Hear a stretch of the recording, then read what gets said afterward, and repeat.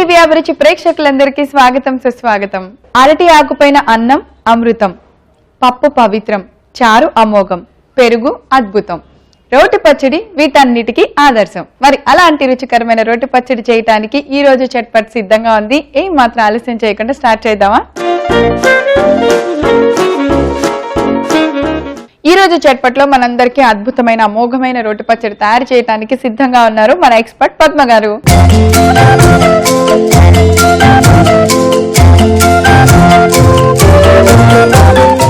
Hi Padma గారు. Hi Praveena. Welcome to Chatpat అండి. Thank you. ఎలా ఉన్నారు? బాగున్నాను, మీరు ఎలా ఉన్నారు? బాగున్నా అండి. సో కొత్త సంవత్సరంలో మాకు ఇంకా కొత్త కొత్త పచ్చళ్ళు చేసి చూపిస్తున్నారు మీరు. చేయాలి కదా. అంతే, ఏ మాత్రం తగ్గకుండా మాకేం పచ్చడి చేస్తున్నారు ఇవాళ? పండు మిర్చి కరివేపాకు నిల్వ పచ్చడి. ఓ, కరివేపాకు తోటి మామూలుగా పచ్చడి చేసుకుంటాము, పొడి చేసుకుంటాం కదా. మనం ఇది ఈ విధంగా నిల్వ పచ్చడి చాలా బాగుంటుంది. నిల్వ పచ్చడి, ఇది నిల్వ ఉంటుంది. నిల్వ ఉంటుంది. సో ఇప్పుడైతే మన దగ్గర పండు మిర్చి అవన్నీ సీజనల్ గా ఇప్పుడు దొరుకుతుంది కాబట్టి రెడీగా ఉంది. అలాగే కరివేపాకుని అసలు ఎలా మిక్స్ చేసి తిన్నా కూడా ఎంత బెనిఫిట్స్ ఉన్నాయని చెప్తున్నారంటే అన్ని. సో అందుకని మనం దాంతో పచ్చడిని కూడా చాలా హెల్దీగా చేస్తున్నాం. ముందుగా అయితే కావాల్సిన పదార్థాలు చూద్దాం. అలాగే, కరివేపాకు పండు మిర్చి నిల్వ పచ్చడి తయారు చేసుకోవడానికి కావలసిన పదార్థాలు: ఆరపెట్టిన కరివేపాకు, పండు మిర్చి, నానపెట్టిన చింతపండు, వెల్లుల్లిపాయ రెబ్బలు, వేయించిన జీలకర్ర, వేయించిన మెంతులు, తాలింపు గింజలు, కళ్ళుప్పు, పసుపు, నూనె. సో మరి పండు మిర్చి కరివేపాకు నిల్వ పచ్చడికి కావాల్సిన పదార్థాలన్నీ రెడీగా ఉన్నాయి. నిల్వ పచ్చడి అంటే మనకి రోలుతో చాలా తక్కువ పని ఉంటుంది. కొంచెం ముందుగా ఏం చేయాలో చెప్పండి. ముందు మనం కరివేపాకు డ్రై చేసుకోవాలి. అంటే కడిగేసి శుభ్రంగా కడిగి ఆరిపెట్టేసుకోవాలన్నమాట. ఒక 2-3 days లో ఇలా ఆరిపోతుంది. బాగా ముదిరిన కరివేపాకు అయితే మంచి స్మెల్ ఉంటుంది, బాగుంటుంది అనమాట. నెక్స్ట్ మనం ఇది కొంచెం రోస్ట్ చేసుకుందాం. ఇప్పుడు రోస్ట్ చేయాలా? సో ఇప్పుడు కొంచెం ఇంత 3 రోజుల పాటు మనం ఎండపెట్టిన కరివేపాకుని అది ఆయిల్ వేసి వేయించు. నిల్వ పచ్చడికి ఎప్పుడు వాటర్ తడి ఎక్కడ తగలకూడదు కదండి. సో అందుకని మనం ఇంత 2-3 రోజులు ఆరబెట్టడం, తర్వాత మళ్ళీ ఆయిల్లో రోస్ట్ చేయటం. ఆకులో ఉన్న ఆ తేమ కూడా ఉండదు, తేమ అంతా పోయింది. కాకపోతే ఏంటంటే మనం కొంచెం ఆయిల్లో ఫ్రై చేస్తే ఆ టేస్ట్ ఇంకా బాగుంటుంది అనమాట. ఇప్పుడు ఇది ఇలా కూడా డ్రై చేసుకోవచ్చు, అది ఆయిల్లో చేస్తే ఇంకా బాగుంటుంది. మన నిల్వ పచ్చడి అంటే కొంచెం ఆయిల్ పడుతుంది. ఎప్పుడో ఒకసారి ఒక స్పూన్ తింటాం వల్ల ఏమీ అవ్వదు. అంటే మామూలుగా పచ్చడి అంటే ఆ టేస్ట్ రావాలి పచ్చడికి అంటే అక్కడ మనం కాంప్రమైజ్ అవ్వకూడదు.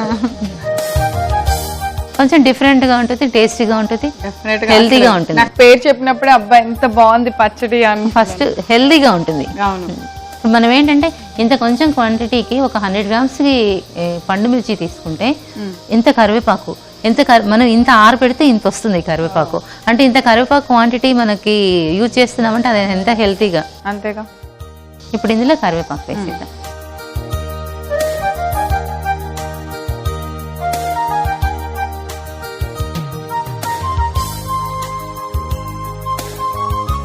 మనకి ఇలా పండు మిర్చి పేస్ట్ చేసి రెడీగా పెట్టుకున్నా అందులో కూడా ఇది తర్వాత కూడా కలుపుకోవచ్చు కావాలంటే.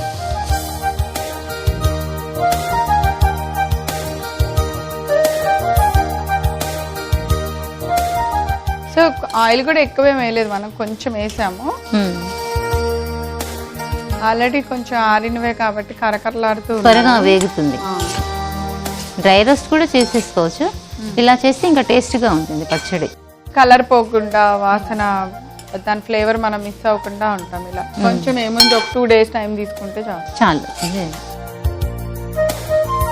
ఆయిల్ తగిలి ఆకు మెరుస్తూ ఉంది, గ్రీన్ గా వచ్చేసింది. ఇప్పుడు ఇది ఈ బాండి పక్కన పెట్టేసి ఇంకొక బాండి పెట్టేసి చాలు. ఈ మాత్రం చాలు. మంచి ఫ్లేవర్ ఎలా వచ్చేస్తుంది. ఇంకో బాండి పెట్టుకొని ఇప్పుడు తాలింపు వేసి పెట్టేసుకుందాము. స్టవ్ ఆఫ్ చేసేసుకొని మనం నూరుకోవచ్చు. మామూలుగా నిల్వ పచ్చడిలో తాలింపుకి బాగా కొంచెం ఆయిల్ వేస్తాం. దీనికి ఇంత సరిపోద్దా? సరిపోతుంది. మనం ఏంటంటే ఒక 100 grams తీసుకున్నాం కదా, అంతే. ఎక్కువ క్వాంటిటీ అయితే ఇంకా కొంచెం ఎక్కువ వేసుకోవచ్చు. 1 kg మిరపకాయలు తీసుకుంటే ఒక 1/2 kg ఈజీగా పడుతుంది. ఆయిల్ కొంచెం ఎక్కువైనా పడుతుంది. ఒకసారి రోల్ తీసుకోండి ప్రవీణ.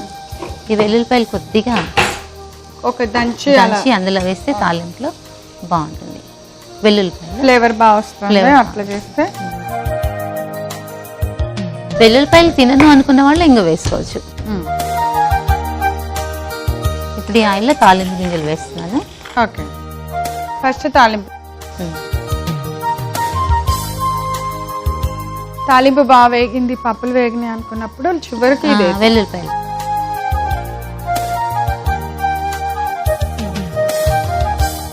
వేసాను అవి కొంచెం ఇంకొంచెమా. ఆవాలు జీలకర్ర తొందరగానే ఫ్రై అవుతాయి, మనకు పప్పులే కొంచెం టైం. ఇప్పుడు వేసేసి స్టవ్ ఆఫ్ చేసేసేయండి, సరిపోతుంది. మనము పచ్చడి నూరుకునే వరకు అవి వేయించుకున్నాం. వేయించిన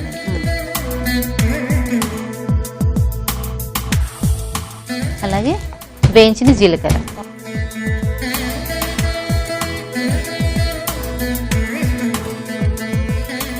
సో మెయిన్ ఈ రెండు మెత్తగా పౌడర్ లాగా నలిగాక అప్పుడు పండు మిర్చి. కొంచెం ఈ పౌడర్ ఎక్కువే పడుతుందా? కొద్దిగా బాగా మంచి ఫ్లేవర్ వస్తుంది, జీలకర్ర మిర్చి తోటి టేస్ట్ వస్తుంది.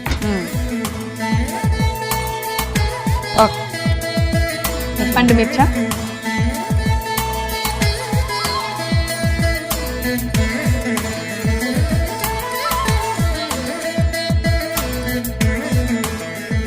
ఇవేమి మనం చేయక్కర్లేదు కదా, అంటే వేయించక్కర్లేదు. లేదు, మనం ఏంటంటే తడి బట్ట పెట్టి తుడిచిపెట్టేసుకోవాలి అంతే. కడగకూడదు కూడా, వాటర్ లో వేసి కడిగితే వాటర్ లోపలికి వెళ్ళిపోతాయి. నిలవ ఉండాలంటే వెట్ క్లాత్ తో తుడిచేసుకో. సో మనకి చేయటానికి అన్ని పదార్థాలు మనం ఎంత రెడీగా పెట్టుకున్నా అండి, కానీ చేసే విధానంతో చేస్తేనే అది ఎక్కువ రోజు నిలువ ఉంటుంది, దాని టేస్ట్ మనం ఎంజాయ్ చేయగలుగుతాం. చూసారా, యాక్చువల్లీ మామూలుగా పండు మిర్చి కూడా బాగా దుమ్ము పడుతుంది, మనం కడిగేస్తాం, కానీ కడగకూడదట. వాటిని తడిగుడ్డుతో తుడిచి పక్కన తడి లేకుండా ఆరపెట్టుకోవాలి. సో ఇలాంటి చిన్న చిన్నవి అప్పటి నుంచి వాళ్ళు జాగ్రత్తగా చేసుకొస్తున్నారు కాబట్టి ఇవన్నీ మనకి మంచి పద్ధతులు నేర్చుకోగలుగుతున్నాం. సో అమ్మో, ఇవి కొంచెం పండుమిర్చి నలగటం కూడా టైం తీసుకుంటాయి, అందుకే ఒక్కొక్కటి తుంపి ఒక్కొక్కటి మన చిన్న రోజులు కాబట్టి కొంచెం నలిగిన తర్వాత వాటర్ లాగా కూడా వచ్చాయి, కొంచెం చాలా వాటర్ బాగుంటుంది. ఇప్పుడు ఫైనల్ గా ఏమేస్తున్నారు? ఇది నానబెట్టిన చింతపండు వేడి నీళ్ళలో ఇలా కడిగి పెట్టేసుకోవాలి. నానబెట్టింది పేస్ట్ లానే ఉంటుంది కాబట్టి త్వరగా దీంట్లో తగినంత సాల్ట్, ఉప్పు, పచ్చడికి సరిపడినంత. ఇప్పుడు ఇది తీసి కరివేపాకు దంచుకుందామా? ఎందుకంటే ఇందులో మనకంతా బయటకు వచ్చేస్తుంది కదా, నలుగుతుంది, ఎక్కువ నలుగుతుంది. ఇది దీంట్లో తాలింపులో వేసేసి అలాగే.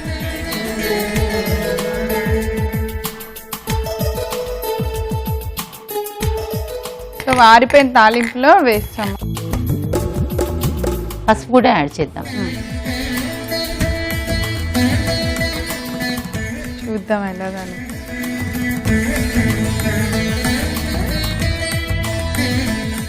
అబ్బా, అసలు పండు మిర్చికి దీనికి ఎంత తేడా ఉంది. ఇంక ఇప్పుడు అసలే నాకు అసలు ఇప్పుడు మీరే వెయ్యండి ఇంట్లో. అదే కదా, అయిపోయింది. కరివేపాకు ఫ్లేవర్ ఎలా వస్తుంది చూసారా?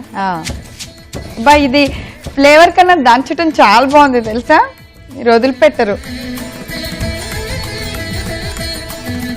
ఇలా అంటే అలా నలిపోతుంది. ఇక క్రష్ లాగా చేస్తే చాలు. అంత కరేపాకు ఈ రోట్లో బుజ్జిగా చెప్పింది, అయిపోయింది చాలు. ఇంకా ఎంత ఈజీ ప్రాసెస్ అంటే, ముందు మనం ప్రాసెస్ కొంచెం టైం టేకింగ్, కరివేపాకు కడగటము ఆరపెట్టుకోవటం అంతే. అదొకటే ముందుగా చేసుకోవాల్సింది. ఆ తర్వాత అబ్బాయి ఇంత ఈజీనా అనుకుంటారు నూరు.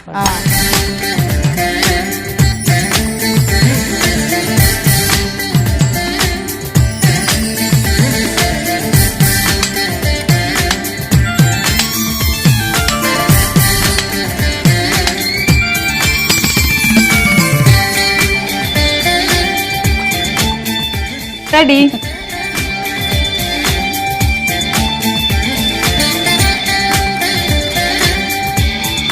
ఓకే ప్రవీణ, కరివేపాకు పండు మిర్చి నిలువ పచ్చడి రెడీ.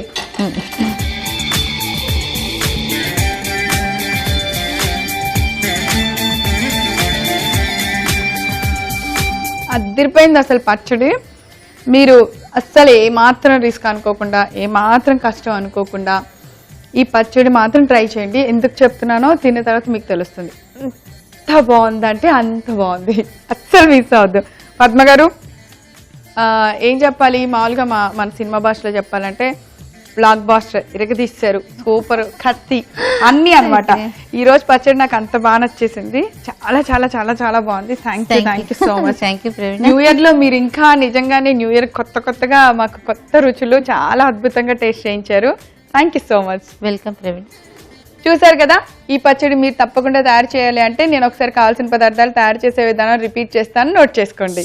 కరివేపాకు పండుమిర్చి నిల్వ పచ్చడి తయారు చేసుకోవడానికి కావలసిన పదార్థాలు: ఆరపెట్టిన కరివేపాకు, పండుమిర్చి, నానపెట్టిన చింతపండు, వెల్లుల్లిపాయ రెబ్బలు, వేయించిన జీలకర్ర, వేయించిన మెంతులు, తాలింపు గింజలు, కళ్ళుప్పు, పసుపు, నూనె.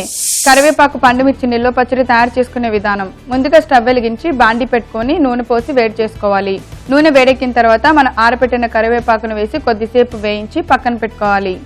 ఇప్పుడు మరొక బాండీలో నూనె వేసి వేడెక్కిన వెంటనే పోపు గింజలన్నీ వేసి వేయించుకోవాలి. ఇప్పుడు రోట్లో వెల్లుల్లిపాయ రెబ్బలు వేసి మెత్తగా దంచుకున్న వెల్లుల్లిపాయ రెబ్బలను కూడా స్టవ్ ఆఫ్ చేసుకోబోయే ముందు నూనెలో వేసి వేయించి స్టవ్ ఆఫ్ చేసుకోవాలి. ఇప్పుడు రోట్లో మన వేయించిన మెంతులు, జీలకర్ర వేసి మెత్తగా పౌడర్లా దంచుకున్న తర్వాత పండుమిర్చిని ముక్కల్లాగా కట్ చేసి కచ్చపచ్చగా మెత్తగా నూరుకోవాలి. పండుమిర్చి బాగా నలిగిన తర్వాత నానపెట్టిన చింతపండు, కళ్ళుప్పు వేసి బాగా దంచుకోవాలి. ఇలా దంచిన మిశ్రమాన్ని తాలింపులో వేసి బాగా కలిపి కొద్దిగా పసుపు వేసుకోవాలి. ఇప్పుడు వేయించిన కరివేపాకును రోట్లో వేసి కచ్చపచ్చగా దంచి ఆ మిశ్రమాన్ని కూడా బాండీలో వేసుకొని బాగా కలుపుకొని ఒక సర్వింగ్ బౌల్లోకి తీసుకోవాలి. అంతే, ఎంతో రుచికరమైన కరివేపాకు పండుమిర్చి నిల్వ పచ్చడి రెడీ. కరివేపాకు పండుమిర్చి నిల్వ పచ్చడి ఎలా తయారు చేసామో మీరు చూడటం మిస్ అయ్యారా? అయితే మీరు చేయవలసిందల్లా youtube.com/etvabruchi లేదా facebook.com/etvabruchi అని టైప్ చేసి మా సైట్ లోకి లాగిన్ అయ్యి అక్కడ ఈ పచ్చడి ఎలా తయారు చేసామో చూసేయండి. చూసారు కదా, ఈ రోజు చట్పట్లో మనం తయారు చేసిన ఈ పచ్చడి మీరందరూ కూడా తప్పకుండా తయారు చేసుకొని టేస్ట్ చేసేయండి. రేపు మరో సరికొత్త పచ్చడితో తిరిగి చట్పట్లా కలుసుకుందాం. అంతవరకు సెలవు, నమస్కారం.